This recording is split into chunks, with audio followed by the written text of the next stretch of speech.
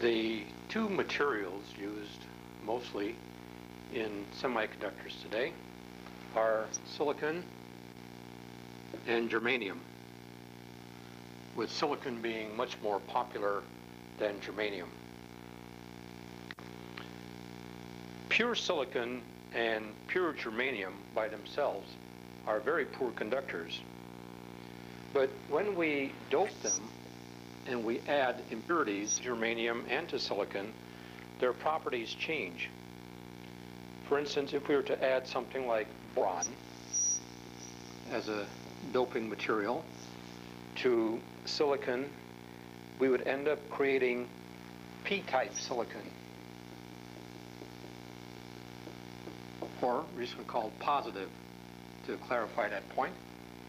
If we were to add as an impurity something like phosphorus,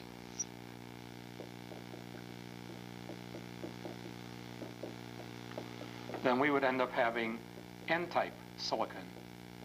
So intrinsic silicon, or pure silicon by itself, is neither positive or negative. But once we've added a certain doping material in a very small quantity, we end up having either P-type or N-type, depending on the nature of the impurity added to the silicon. Now, the P indicates it's going to be a positive charge carrier, and N indicates negative charge carrier.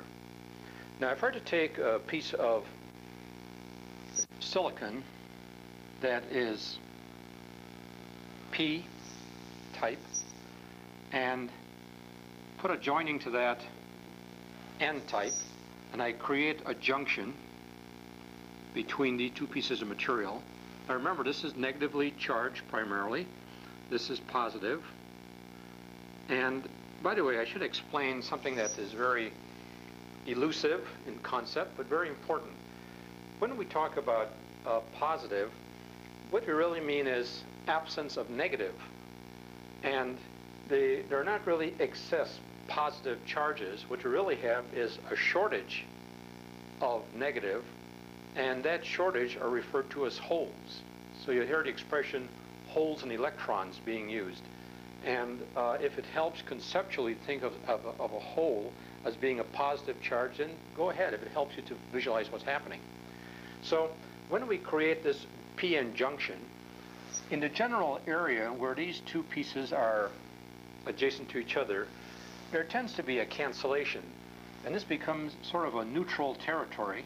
And we're going to call this a depletion layer.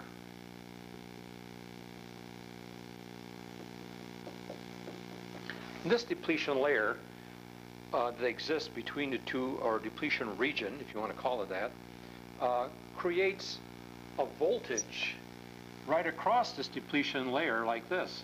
Because what you really have is a bunch of positive charge over here, negative over here, nothing in between. It's almost like a capacitor.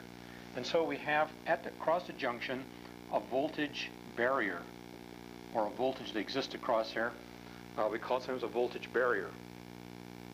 Now, if I were to take this piece of material, and it has a depletion region, has some voltage right across here, and now I were to apply an external battery, and for the sake of simplicity, I will leave the resistor out, because normally there's a resistor in this circuit. And it may look strange without a resistor, but let's just see what happens if I were to make this a negative end of a battery. This is a positive end. And what will happen in this case is that the negative voltage attracts the positive charge over towards this end by attraction. There's an accumulation over here. And the positive on this side, they attract the negative over here.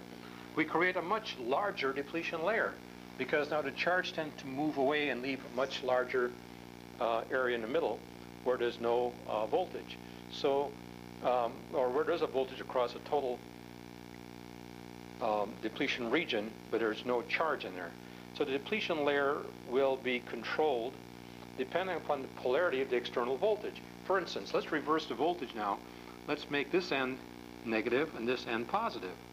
Now what happens is, by repulsion now, the plus charges are moved towards the depletion layer, and on the other side, the negative force the electrons, or the negative charges, to go in this direction. And because of that, now we tend to shorten the depletion layer.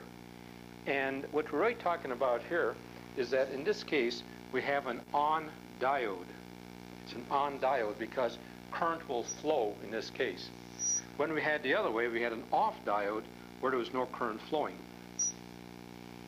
So now I can put a resistor in so it doesn't detract from anything. That limits the current that's flowing.